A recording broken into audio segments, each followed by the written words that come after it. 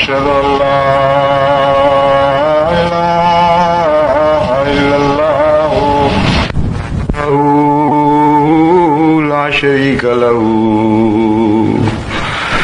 وأشهد أن محمدا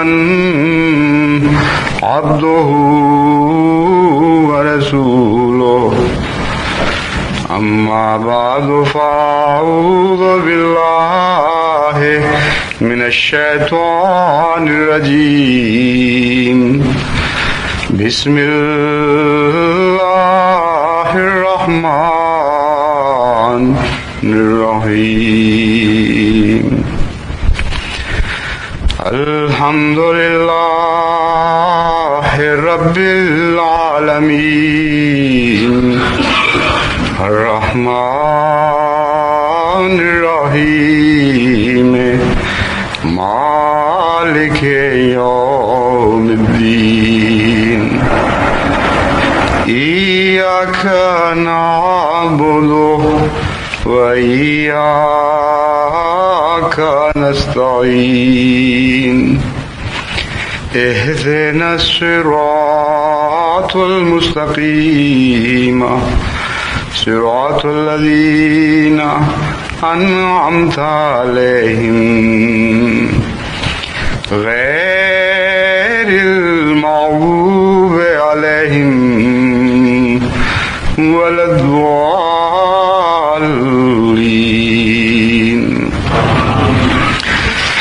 وقال الذين كفروا لرسلهم لنخرجنكم من أرضنا أو لتعودن في ملتنا فأوحى إليهم ربهم لنهلكن الظالمين لنهلكن الظالمين ولنسكننكم الأرض من بعدهم ذلك لمن خاف مقامي وخاف وعيد. سورہ ابراہیم. قال الملأ الذين استكبروا من قومه لنخرجنك يا شعيب والذين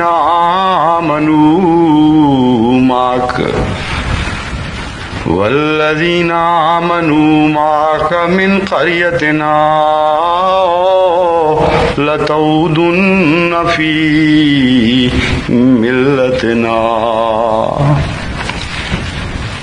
قال ولو كنا كارهين. الأعراف. فألقي السحرة ساجدين قالوا آمنا برب العالمين رب موسى وهارون. قال آمنتم له قبل أن آذن لكم إنه لمكر مكرتموه في المدينة لتخرجوا منها أهلها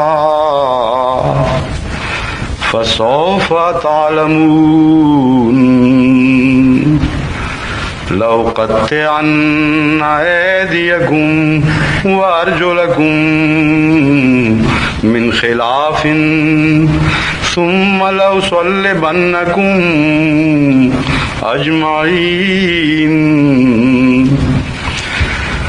قالوا إنا إلى ربنا منقلبون.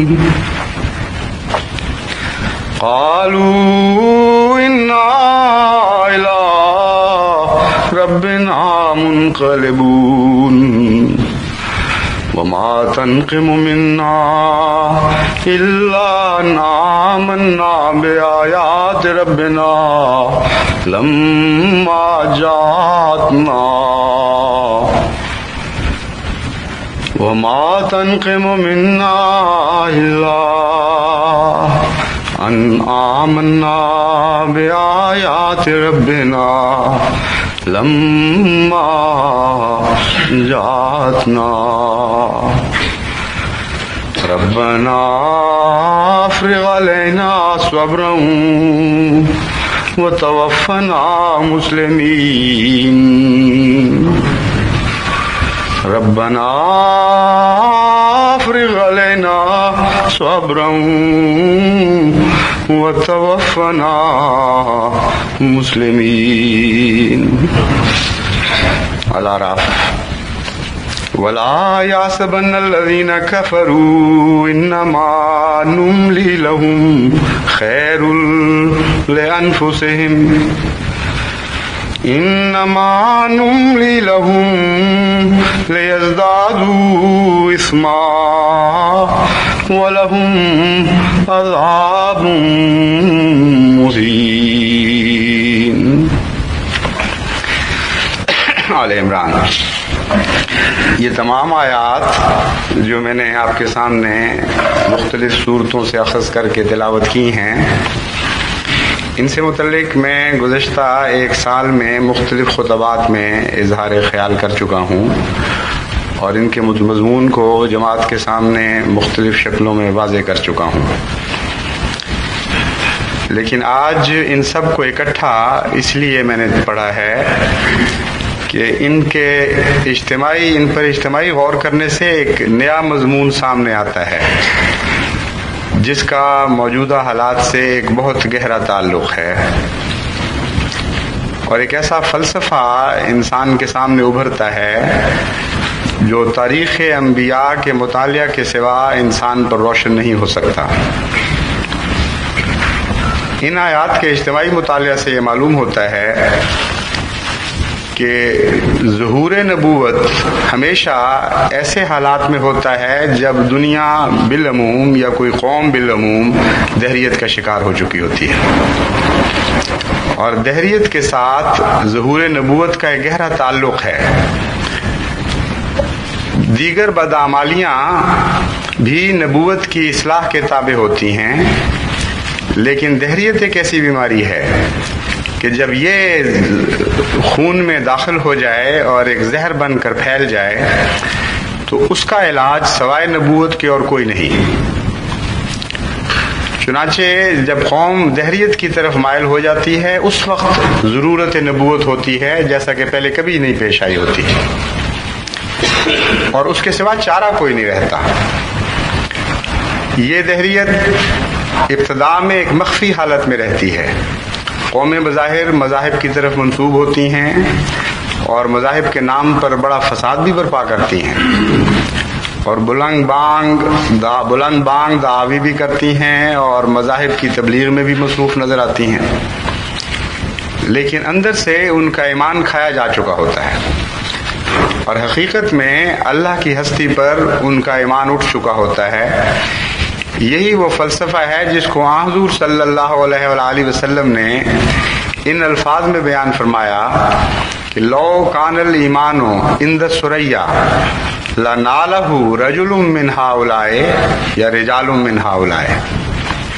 یعنی سورہ جمعہ میں جب حضور صلی اللہ علیہ وآلہ وسلم کی بعثت ثانیہ کا ذکر آیا تو اس کی تشریح میں آپ نے صحابہ کے سامنے یہ نقطہ بیان فرمایا کہ دوبارہ آنے کی ضرورت، یعنی میرے دوبارہ آنے کی کسی غلام کی شکل میں ضرورت اس لیے پیش آئے گی کہ ایمان ثریا پہ جا چکا ہوگا، یعنی عملاً وہ زمانہ دہریت کا زمانہ ہوگا. پس نبوت کا دہریت کے ساتھ ایک بڑا گہرا تعلق ہے، ویسا ہی گہرا تعلق جیسے زہر کا تریاک کے ساتھ ہوا کرتا ہے، اور جب زہر حد سے بڑھ جائے تو اسی قدر تریاک کی شدت بھی زیادہ ہونی چاہیے. چنانچہ نبوت وہ آخری علاج ہے زمانے کا، اگر یہ ظاہر نہ ہو تو وہ زمانہ لازماً مٹ جایا کرتا ہے. بس اس پہلو سے جب ہم غور کرتے ہیں تو ایک اور مضمون ابھرتا ہے، اور یہ جو سارا مضمون ہے مختلف رنگ میں اللہ تعالیٰ نے ان آیات میں بیان فرمایا ہے۔ پہلی آیت جس کی میں نے تلاوت کی تھی، اس میں اللہ تعالیٰ فرماتا ہے حضرت نوح اور بعد میں آنے والے انبیاء کا ذکر فرما کر، وَقَالَ الَّذِينَ كَفَرُوا لِرُسُلِهِمْ، جب بھی خدا کی طرف سے رسول آئے ہیں ان کے انکار کرنے والوں نے یہ کہا، لَنُخْرِجَنَّكُم مِّنْ أَرْضِنَا أَوْ لَتَعُودُنَّ فِي مِلَّتِنَا، کہ ہم لازماً تمہیں اپنی زمین سے نکال دیں گے اور بے وطن کر دیں گے، یا یقیناً تمہیں ہماری ملت میں لوٹ کر واپس آنا ہوگا۔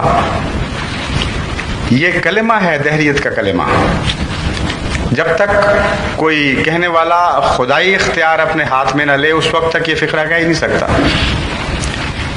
کیونکہ وہ وطن جو سب کا مشترک وطن ہو، اس کو یہ کہنا کہ یہ میرا وطن ہے اور میں اس وطن سے تمہیں نکال دوں گا، یہ سوائے دہریت کے جملہ کلمہ ذہن میں آ ہی نہیں سکتا۔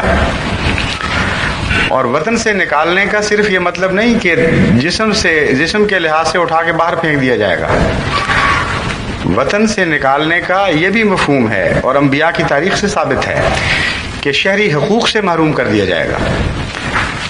تم ہمارے برابر کے ہم وطن نہیں رہو گے، خواہ تمہیں ہم زبردستی نکال دیں یا ویسے نکالیں، ان دونوں چیزوں کا نام وطن سے نکالنا ہے۔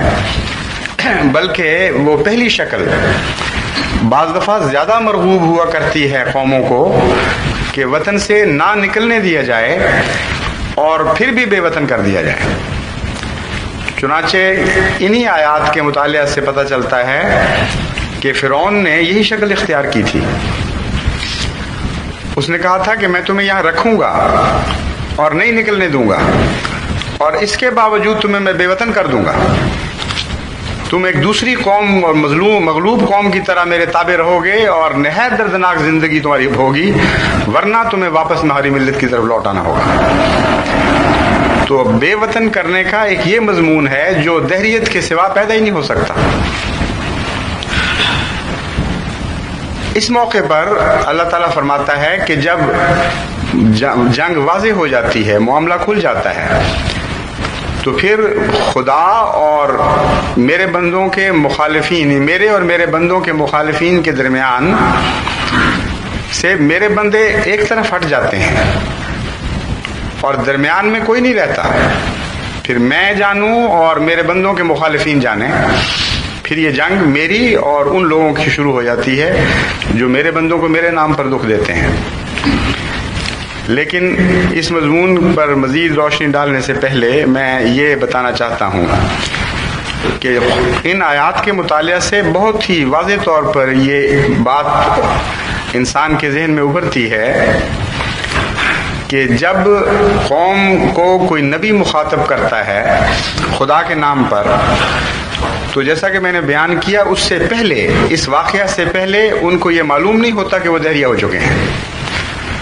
جب خدا کے نام پر مخاطب کیا جاتا ہے تب ان کو یہ احساس پیدا ہوتا ہے کہ ہم تو کہانیوں میں ایمان لائے ہوئے تھے، گزشتہ زمانوں میں ایسے واقعات ہو گئے ہوں تو فرق کیا پڑتا ہے، لیکن اس زمانے میں، اس روشنی کے زمانے میں ہو کیسے سکتا ہے کہ ایک بندے سے خدا کلام کرے اور خدا کے نام پر وہ ہمارے اوپر مسلط کیا جائے۔ اس لیے وہ اس کا انکار کر دیتے ہیں، اور جب انکار کرتے ہیں تو قدم قدم پر ان کو اپنی دہریت کا اقرار کرنا پڑتا ہے، کیونکہ نبوت کے مقابلے پر جس کے ساتھ عقل کل ہوتی ہے، جس کے ساتھ ہر قسم کی منطق ہوتی ہے اور الہی نشان ہوتے ہیں، اس کے مقابل پر سوائے اس کے کہ غیر معقول طرز اختیار کی جائے کوئی چارہ نہیں رہتا دشمن کے لیے۔ اور غیر معقول طرز کے اختیار کرنے کے لیے، دھاندلی اختیار کرنے کے لیے، جبر کے لیے خدائی اختیار ہاتھ میں لینے پڑتے ہیں، کیونکہ اگر خدائی اختیار نہ ہو اور بندے کے برابر کے اختیار ہوں تو ان میں سے کوئی صورت بھی اختیار نہیں کی جا سکتی۔ تو ایک مجبوری درپیش ہے مخالفین کو، ان کو انکار نبوت دہریت کی طرف دھکیل دیتا ہے، اور پھر ان سے ایک خدا نمودار ہوتا ہے، اور وہ جھوٹا خدا سچے نبی کی مخالفت کا علم ہاتھ میں اٹھا کر تمام وہ ذرائع اختیار کرنے کی کوشش کرتا ہے جو جس سے انسانی فطرت جس کو دھکے دیتی ہے اور اس سے کراہت محسوس کرتی ہے. تو فطرت انسانی بھی نتھر کر الگ ہو جاتی ہے، معقولیت بھی نتھر کر الگ ہو جاتی ہے، قربانیاں اور اثار نتھر کر الگ ہو جاتے ہیں، اور اس کے مقابل پر دھاندلی اور جبر اور غیر معقولیت اور تکبر اور خدائی کے دعوے یہ ایک طرف کھڑے ہو جاتے ہیں. اس کو کہتے ہیں لیمیز اللہ الخبیث من الطیب. اللہ تعالیٰ قرآن کریم میں فرماتا ہے کہ یہ ہو نہیں سکتا کہ ہم تمہیں اس حال پر رہنے دیں جس حال پر تم ہو، یہاں تک کہ اللہ تعالیٰ خبیث اور طیب کی تمیز نہ کر دے. ایک پولرائزیشن وجود میں آتی ہے، ایک سفارائی ہوتی ہے جس میں نامعقولیت، جبر، اپنی بات پر ضد اور دھاندلی اور دعویٰ خدائی ان معنوں میں کہ انسانی حقوق کی پامالی کا حق ایک قوم اختیار کر لیتی ہے، اور اس کے مقابل پر بظاہر بے طاقتی اور بے بسی لیکن صبر اور معقولیت اور دلائل اور اللہ تعالیٰ کی ذات پر ایمان اور پورا توکل یہ نتھر کر الگ ہو جاتے ہیں.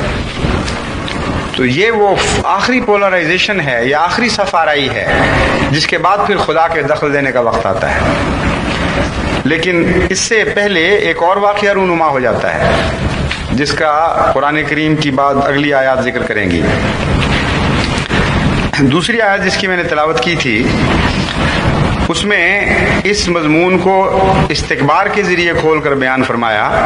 قال الملأ الذین استکبروا من قومہ، کہ یہ دراصل دہریت کے نتیجے میں نبوت کا انکار ہوا کرتا ہے، کیونکہ استکبار اور دہریت ایک ہی چیز کے دو نام ہیں. استکبار کہتے ہیں خدا کے کبر کو اس کی ذات سے چھین کر اپنی ذات کی طرف منسوب کر دینا.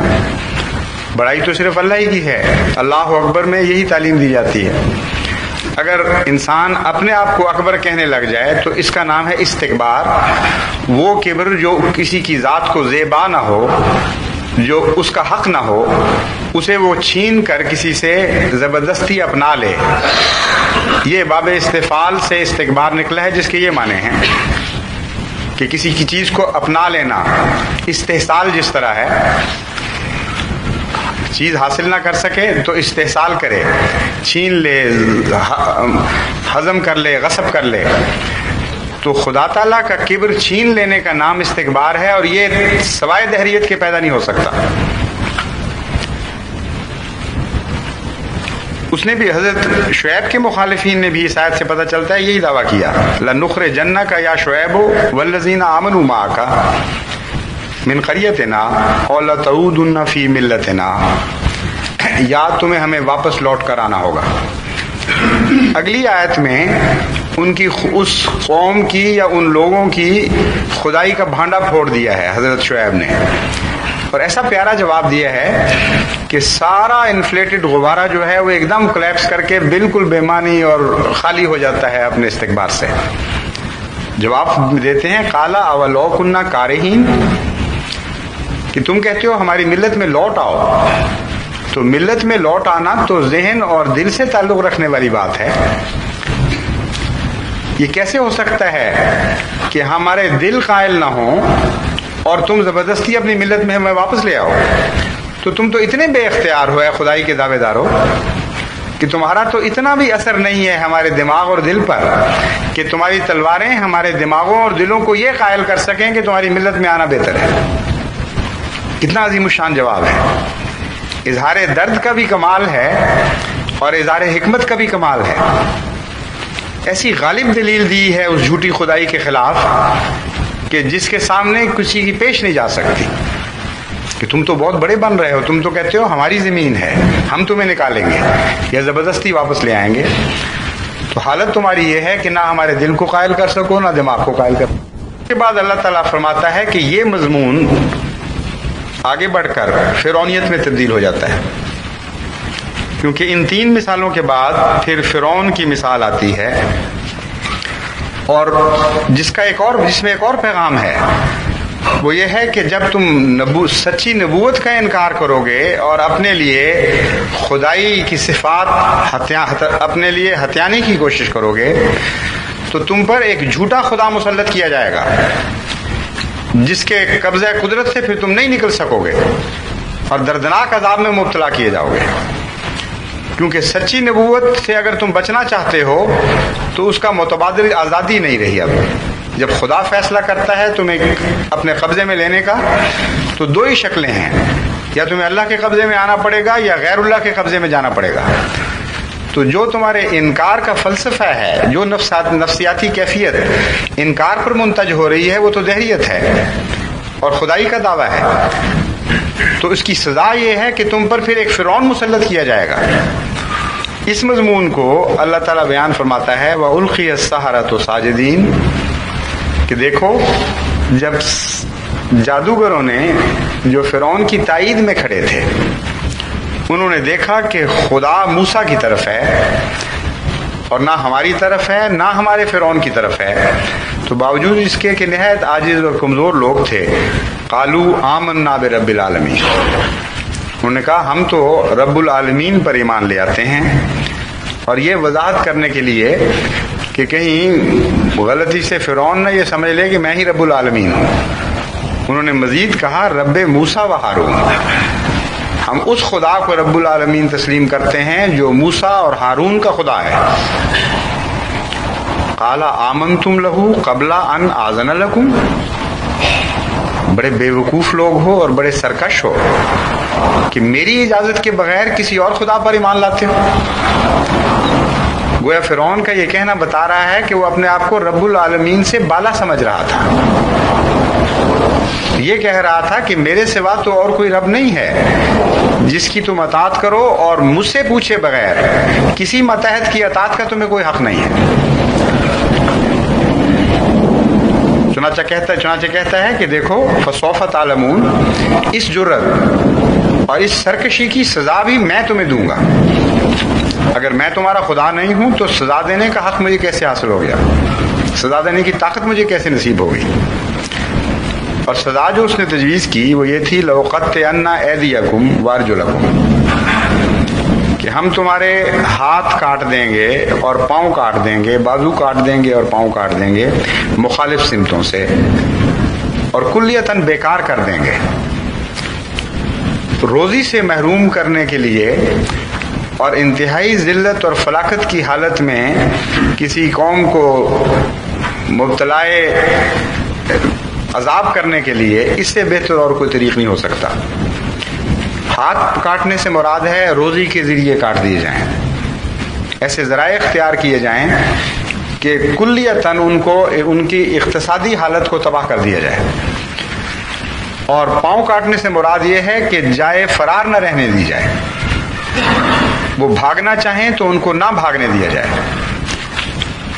چنانچہ فرعون نے آگے جا کر اس بات کو واضح کر دیا کہ میں تمہیں ایک اور آیت میں بڑے کھلم کھلا کہتا ہے کہ یہ تو تمہیں یہاں سے بھگانا چاہتا ہے اور میں نہیں بھاگنے دوں گا. تو گویا ہاتھ بھی کاٹ دوں گا اور پاؤں بھی کاٹ دوں گا.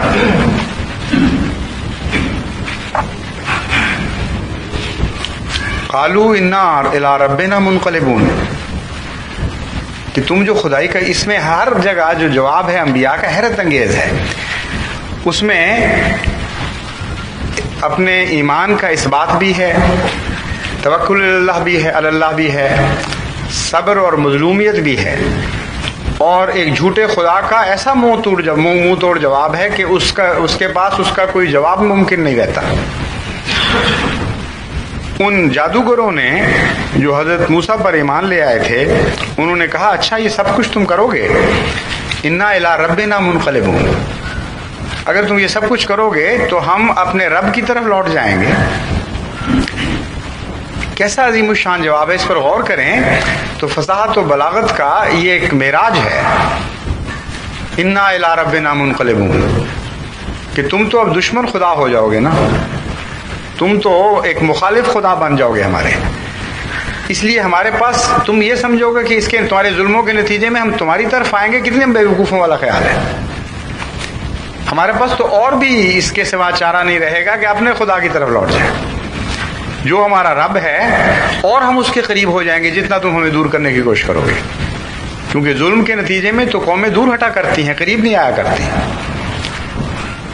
کیسی حماقت ہے فرعون کی جس کو ظاہر کر دیا ان چند جادوگروں نے کہ تم کہتے ہو جبر کے ذریعے ہمیں واپس لے آؤ گے، اور ہم تمہیں بتا رہے ہیں کہ جبر کے ذریعے ہم تمہاری طرف واپس نہیں آئیں گے، جس خدا کا تم انکار کر رہے ہو اس کی طرف زیادہ تیزی کے ساتھ دوڑیں گے، اور اگر تم ہمیں ہلاک کرنے میں کامیاب ہو گئے تو تمہاری خدائی کا دعویٰ ویسے ہی جھوٹا ثابت ہو جائے گا، کیونکہ تمہارے اس دنیا کی ہلاکت کا مطلب ہے تمہارے چنگل سے آزادی، پھر بھی تمہارے قریب نہیں رہتے، پھر بھی اپنے رب ہی کی طرف لوٹ کر ہمیں جانا ہوگا۔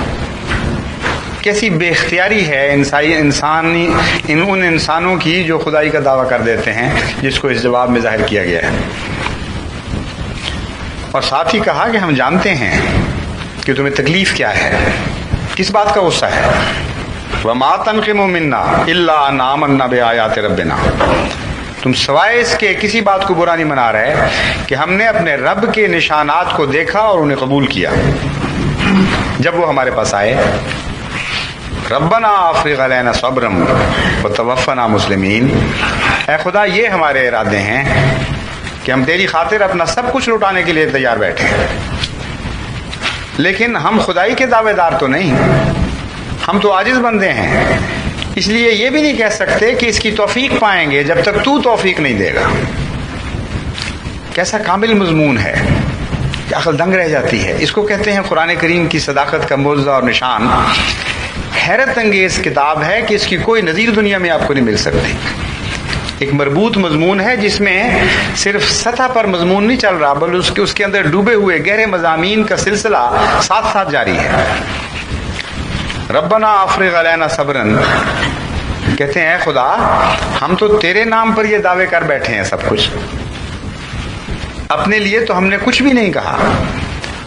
ہم تو یہ کہتے ہیں فرعون کو جو دنیا کا سب سے بڑا جابر ہے آج اور سلطنت کی طاقتوں پر قابض ہے کہ تو یہ سب کچھ کر، اور ہم اس کے مقابل پر پہلے سے بڑھ کر اپنے رب کے حضور حاضر ہوں گے۔ اس لیے اے خدا جب ہم نے تجھے رب تسلیم کر لیا ہے تو ہمارے ان دعووں کو سچا کر دکھا۔ افرغ علینا صبرا، ہمیں صبر کی توفیق عطا فرما، وتوفنا مسلمین، اور یہ ظالم چاہتے ہیں کہ ہم غیر مسلم ہو کر مریں، لیکن خدا کی قسم ہم مسلم ہو کر مریں گے اگر تو ہمیں توفیق بخشے گا۔ یہی پیغام ہے آج ہر احمدی کے لیے۔ ایک احمدی بھی غیر مسلم کے طور پر نہیں مرے گا، ہر احمدی اگر جان دے گا تو مسلمان کے طور پر جان دے گا اور اللہ تعالیٰ سے صبر مانگتا ہوا جان دے گا۔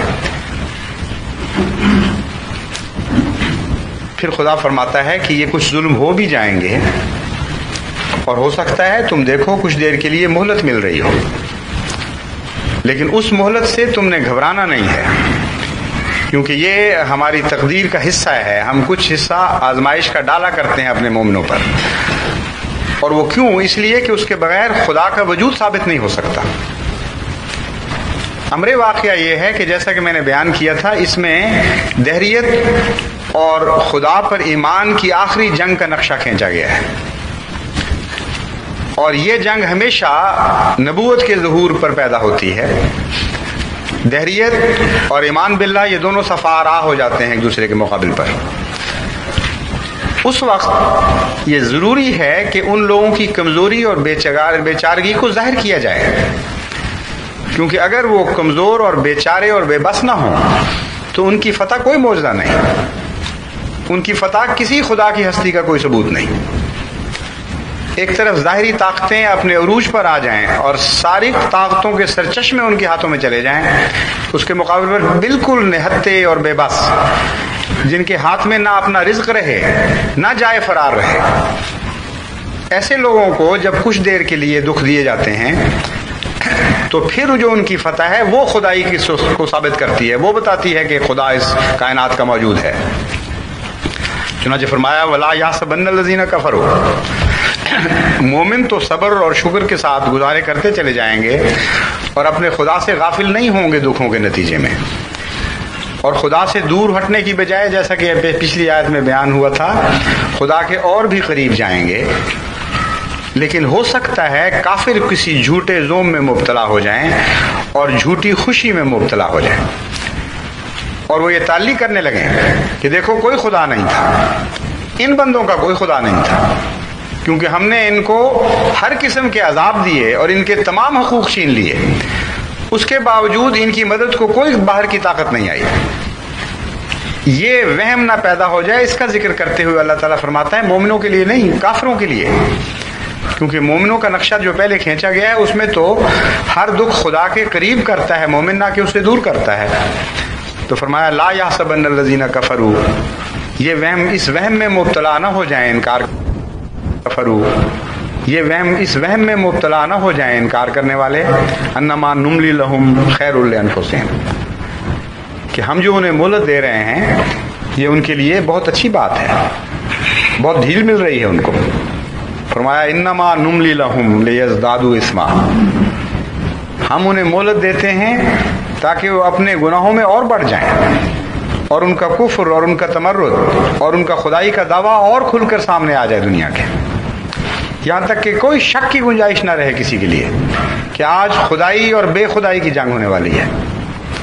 فرمایا وَلَهُمْ عَذَابٌ مُهِينٌ، جتنے بڑے وہ دعوے کرتے تھے اتنا ہی ذلیل کن عذاب ان کے لیے مقدر ہے، اس بات کو کوئی دنیا میں ٹال نہیں سکتا، ایک ایسا مقدر ہے جسے کوئی تبدیل کر ہی نہیں سکتا۔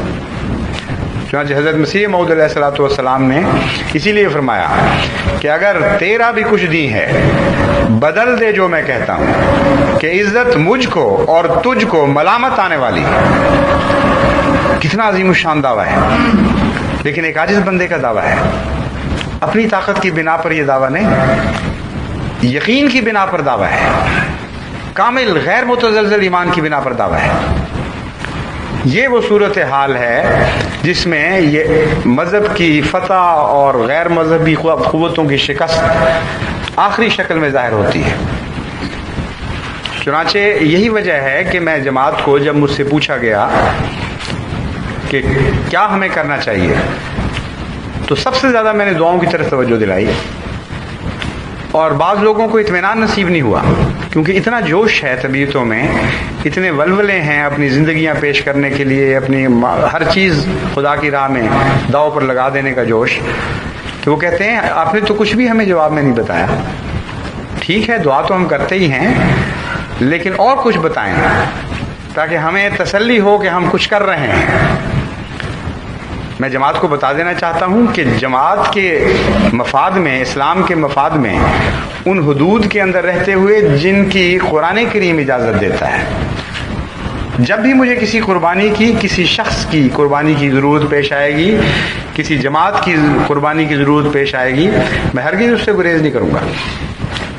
لیکن یہ صورتحال ایسی ہے اس وقت کہ سب سے بڑا ہتھیار ہمارا دعا ہے، اور دعاؤں میں اپنے آپ کو اس طرح ہلکان کر دینے کی ضرورت ہے کہ ناممکن ہو جائے اللہ تعالیٰ کی رحمت کے لیے کہ وہ مزید دیر کرے۔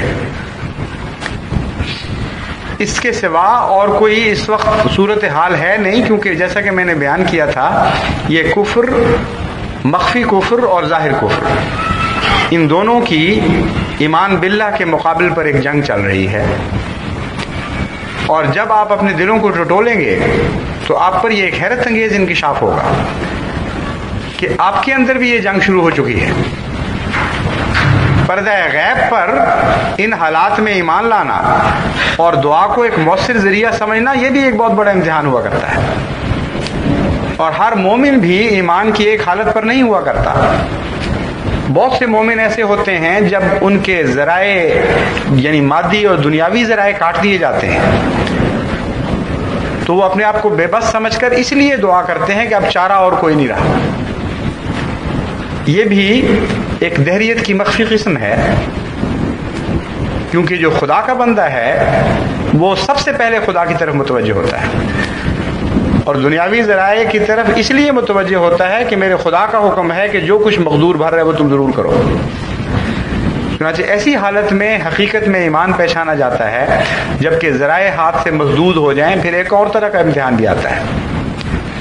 اس وقت بعض لوگ سمجھتے ہیں کہ دعا تو ہم کر رہے ہیں مگر ہمارے ہاتھ میں تو کچھ بھی نہیں ہے۔ اس وقت ایمان بالغیب کے امتحان کا وقت ہوا کرتا ہے۔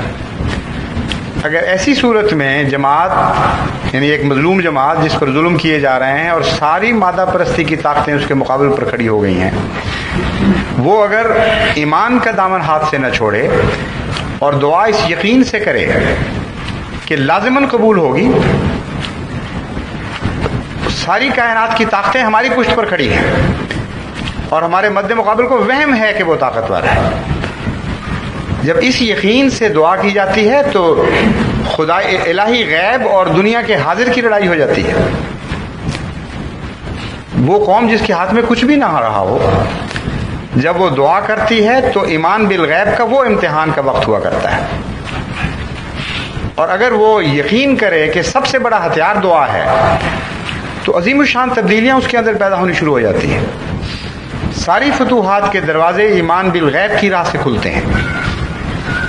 سب سے پہلے تو نفس کی اصلاح ہے، اللہ تعالیٰ کا قرب ہے جو دعا کے نتیجے میں حاصل ہوتا ہے، اور دل کے اندر انسان اپنے دہریت کے زنگوں کو دھونا شروع کر دیتا ہے۔ ساتھ ساتھ دعا کرتا ہے، ادھر سے خوف بڑا ہوا ہوتا ہے، دل ڈر رہا ہوتا ہے کہ پتہ نہیں یہ ہتھیار کوئی ہے بھی کہ نہیں، اور پھر جب اس کو توفیق ملتی ہے ایک آخری فیصلہ کرنے کی کہ ٹھیک ہے اگر خدا نہیں ہے تو پھر مقابلے ضرور جیتے گا، اور اگر خدا ہے تو لازماً اس کے مقدر میں شکست ہے اور ساری فتوحات میرے ہاتھ میں ہے، تو آخری صورت پھر وہی بنتی ہے، دہریت اور خدائی کی جنگ، اور دعا کے ذریعے بندہ اپنے بوجھ کو اپنے رب کی طرف منتقل کر رہا ہوتا ہے اور خود بیچ میں سے نکل جاتا ہے۔ اس لیے جیسا کہ میں نے پہلے بھی زور دیا تھا، آئندہ بھی اس بات پر زور دوں گا کہ سب سے زیادہ آج جو ہتھیار ہمارے کام آ سکتا ہے وہ دعا کا ہتھیار ہے۔ اس سے زیادہ عظیم الشان کوئی ہتھیار نہیں ہے، اور اگر یہ ہتھیار کام نہیں کرتا تو پھر کوئی خدا نہیں ہے۔ چنانچہ حضرت صلی اللہ علیہ وآلہ وسلم نے یہی دعا فرمائی، دعا عرض کی اپنے رب کے حضور جنگ بدر میں، اللہم ان اہلکت ہذہ العصابۃ فلن تعبد فی الارض ابدا، کہ اے خدا آج اگر ان لوگوں کو تو نے مر نہ دیا تو پھر تیری عبادت کبھی نہیں کی جائے گی، کیونکہ یہی عبادت کا خلاصہ ہیں، یہی وہ لوگ ہیں جو غیب پر ایمان لانے والے ہیں۔ یہ مٹ گئے تو یہ دنیا داروں نے کہاں تیری پھر عبادت کرنی ہے۔ اس لیے دعا سب سے اہم اور آخری اور فیصلہ کن ہتھیار ہے۔ اس ہتھیار کے ذریعے دنیا کی بڑی سے بڑی طاقتوں کے ٹکڑے اڑ سکتے ہیں اگر وہ خدا سے ٹکر لے۔ تو جماعت احمدیہ کا تو سب کچھ دعا ہے، اس لیے جب میں دعا کہتا ہوں تو ہرگز یہ نہ سمجھیں کہ کوئی اور چیز سمجھ میں نہیں آ رہی میں کہتا ہوں چلو دعا ہی کرو، نعوذ باللہ من ذالک، ہرگز ایسی کوئی صورت نہیں۔ میں جانتا ہوں کہ دعا ہی کے ذریعے سارے کام بننے ہیں، میں جانتا ہوں کہ دعا ہی کے ذریعے جماعت احمدیہ کو تمام فتوحات نصیب ہونی ہیں، لیکن اس طرح دعا کریں جیسے حضرت مسیح موعود علیہ الصلوۃ والسلام نے فرمایا، منگن جا سو مر رہے، مرے سو منگن جا، ایک محاورہ ہے پنجابی کا جس کو حضرت مسیح موعود علیہ الصلوۃ والسلام نے استعمال فرمایا، غالباً الہام میں بھی آیا ہے لیکن مجھے یاد نہیں پوری طرح۔ بہرحال یہ بہت ہی پیارا پنجابی کا فقرہ ہے، منگن جائے سو مر رہے، یا منگن جا سو مر رہے، مرے سو منگن جا، کہ اگر تم نے مانگنے جانا ہے تو پھر مر جاؤ۔ یعنی عجیب بات ہے، یہ مرے سو منگن جا میں بھی بڑا لطیف ایک پیغام ہے کہ مانگنا خود ہی ایک ایسی چیز ہے جب انسان موت قبول کر لیتا ہے اپنے اوپر، پھر مانگنے پر آمادہ ہوا کرتا ہے، اپنی غیرت پر، اپنے نفس پر، اپنی انانیت پر، اور اس کے بغیر مانگنا ہے ہی بے معنی۔ تو خدا کے متعلق جب یہ استعمال ہوتا ہے فقرہ تو بہت عظیم الشان معنی اختیار کر لیتا ہے۔ منگن جا سو مر رہے، کہ جب خدا کے حضور مانگنے جاتے ہو تو اپنی انانیت، اپنے دنیا کی تدبیروں کا خدا، اپنے دوسرے ذرائع کو ساتھ لے کر کیوں چلتے ہو؟ پہلے ان پر موت وارد کر لو، کچھ بھی نہ چھوڑو اپنا، اور پھر اس نیت سے جاؤ کہ ہم مر جائیں گے اس راہ میں، لے کر واپس آئیں گے۔ اس کے نتیجے میں بکریوں کی طرح لوگ ذبح ہو رہے ہوتے ہیں دعا میں۔ مرے سو منگن جا، اگر مر چکے ہو تو پھر جاؤ مانگنے، اس کے بغیر تمہیں مانگنے کا کوئی لطف نہیں، ماننے کے کوئی معنی نہیں ہے۔ تو جماعت احمدیہ جب ان معنوں میں اللہ تعالیٰ کے حضور جھکے گی اور گریہ ازاری کرے گی تو انشاءاللہ تعالیٰ دیکھتے دیکھتے عظیم الشان تبدیلیاں واقع ہوں گی۔ جس غیب پر آپ ایمان لاتے ہیں پھر غیب سے ہی تو ہاتھ ظاہر ہوں گے۔ آپ کسی حاضر پر تو ایمان لا نہیں رہے۔ غیب کے ایمان کا تقاضا یہ ہے کہ وہاں سے آپ کی مدد کے لیے فرشتے اتریں جہاں سے دنیا ان کو دیکھ ہی نہیں سکتی۔ ایسی نصرت کے سامان پیدا ہوں کہ آپ کا تصور بھی نہیں جا سکتا کہ کہاں کہاں سے نصرت کے سامان پیدا ہوں گے۔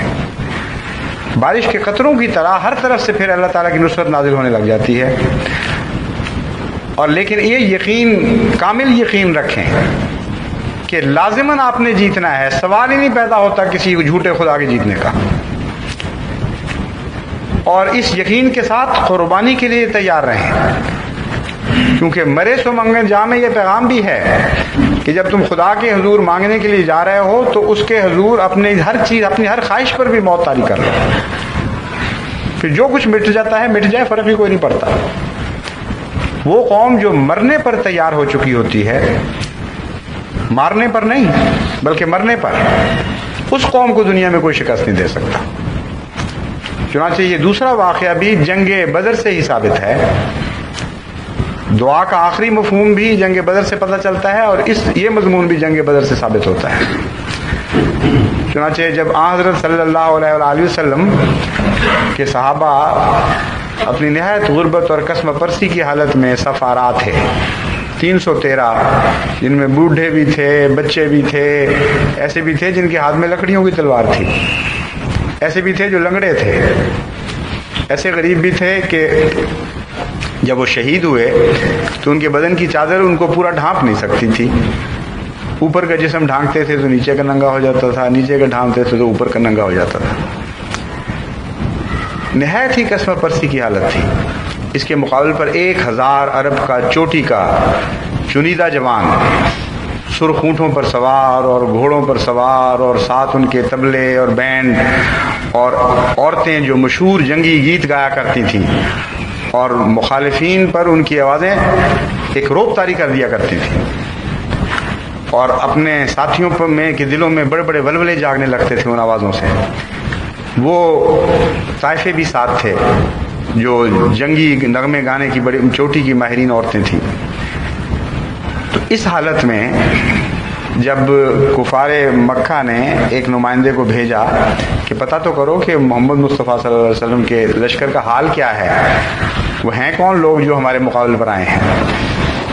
تو وہ آدمی آیا، اس نے ایک نظارہ کیا لشکر کا اور واپس گیا، اور اس نے جا کر کہا کہ یہ حالت ہے اس لشکر کی، اور سارا نقشہ کھینچا کہ تمہارے مقابلے پر کوئی بھی حیثیت نہیں، لولے، لنگڑے، بڈھے، بیمار، کمزور، نہتے لوگ، غریب، فاقہ کش، یہ تمہارے پر مقابلے پر نکلے ہیں۔ لیکن ایک بات میں تمہیں بتا دیتا ہوں کہ جیتیں گے وہی، تم کبھی نہیں جیت سکتے۔ سننے والوں نے تعجب سے پوچھا کہ یہ تم کیا پاگل والی بات کر رہے ہو؟ انہوں نے کہا یہ پاگلوں والی بات نہیں ہے، میں جانتا ہوں، میں وہاں 313 موتیں دیکھ کر آیا ہوں، 313 زندہ لوگ نہیں دیکھ کے آیا۔ ان میں سے ہر ایک یہ فیصلہ کر چکا ہے کہ ہم مر جائیں گے لیکن واپس نہیں جائیں گے۔ اس لیے جب مر چکی ہو کوئی لڑنے والی قوم تو اس پر تم کبھی شکست نہیں، اس پر تم کبھی فتح نہیں پا سکتے۔ تمہارے اندر زندگی کی تمنائیں ہیں، وہ اپنی زندگی کی تمنائیں چھوڑ آئے ہیں پیچھے، اس لیے میں یہ کہتا ہوں کہ وہ جیتیں گے اور تم ہارو گے۔ تو اس رنگ میں دعا کریں کہ زندگی کی تمنائیں ختم کر چکے ہیں، کچھ بھی باقی نہ رہے۔ اس سے ایک عجیب بے خوفی پیدا ہوتی، ایک نئی زندگی امن کی نصیب ہوتی۔ چنانچہ اللہ تعالیٰ جو فرماتا ہے الا ان اولیاء اللہ لا خوف علیہم ولا هم یحزنون، اس کا یہ بھی ایک مفہوم ہے کہ ولی تو تب بنتے ہیں جو سب کچھ دے بیٹھتے ہیں خدا کو، کہتے ہیں ہمارا نہیں ہمارے دوست کا ہو گیا، زندگیاں بھی سب چیزیں بھی۔ تو دشمن تو یہی چیزیں ان سے چھین سکتا ہے، وہ تو ان کی رہتی ہی نہیں، وہ کہتے ہیں ہر چیز ہمارے خدا کی ہو چکی ہے۔ تو لا خوف علیہم، اس کے نتیجے میں ان کے سارے خوف دور ہو جاتے ہیں۔ تو اس رنگ میں دعائیں کریں اور یقین رکھیں. میں آپ کو یقین دلاتا ہوں، خدا کی قسم جس کے ہاتھ میں میرے، جس سے قبضہ قدرت میں میری جان ہے، یقیناً اور یقیناً اور یقین مسیح موت کے غلام جیتیں گے، اور اس کے مخالفت تمام کبر کی طاقتیں پارا پارا ہو جائیں گی.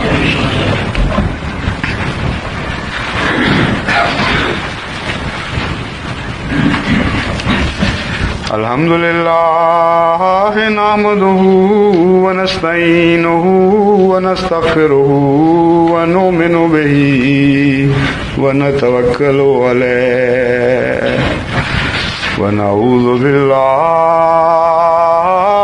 من شرور انفسنا ومن سیئات اعمالنا. من يهده الله فلا مضل له ومن يضلله فلا هادي له ونشهد أن لا إله إلا الله وحده لا شريك له ونشهد أن محمدا عبده ورسوله. عباد الله رحمكم الله إن الله يأمر بالعدل والإحسان وإيتاء ذي القربى وينهى عن الفحشاء والمنكر والبغي يعظكم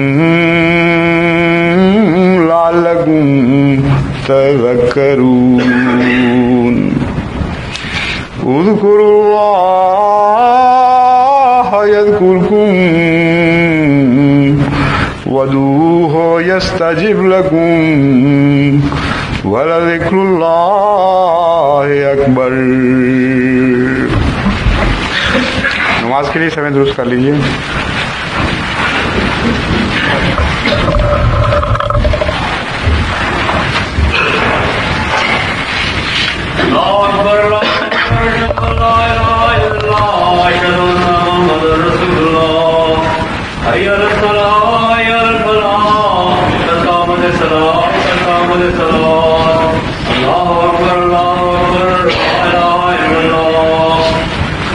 اللہ